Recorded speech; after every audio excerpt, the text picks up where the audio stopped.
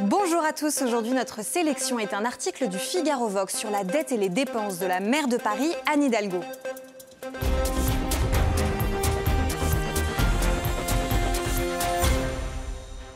Le déficit public français en 2023 a été plus grand que prévu. Emmanuel Macron a reçu récemment les responsables de la majorité pour évoquer les finances publiques. Et le déficit du PIB s'élève à 5,5% fin 2023 au lieu des 4,9% attendus.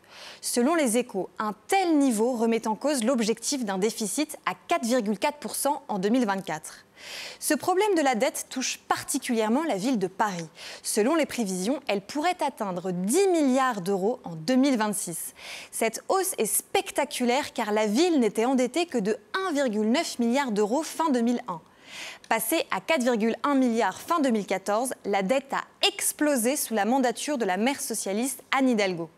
Elle a enflé de 40% entre 2014 et 2019. Dans la classe politique, plusieurs ont réagi pour endiguer le problème. D'après l'Express, le ministre des Transports Clément Beaune a menacé la mairie de mise sous tutelle. C'est aussi une demande qu'a formulée Rachida Dati, ministre de la Culture. Dans Le Monde, la conseillère MoDem de Paris, Maud Gattel, a pointé du doigt une trajectoire financière particulièrement inquiétante. Aujourd'hui, la dette à Paris s'élève à 3 500 € par habitant. C'est le double de Marseille qui arrive en deuxième position des villes déficitaires avec plus de 1 700 € par habitant.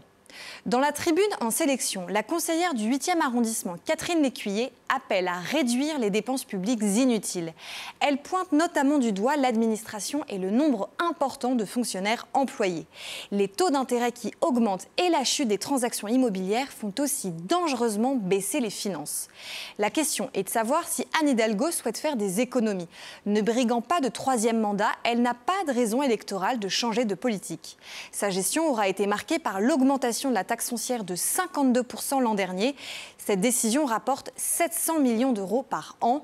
C'est assez pour éviter la tutelle, mais pas pour inverser la tendance. Qu'à cela ne tienne, l'endettement entre dans sa stratégie pour la transition écologique de Paris et la création de nombreux logements sociaux. Une position que peu d'autres élus partagent. Pour en savoir plus et échanger sur ce thème, retrouvez-nous sur Internet et les réseaux sociaux.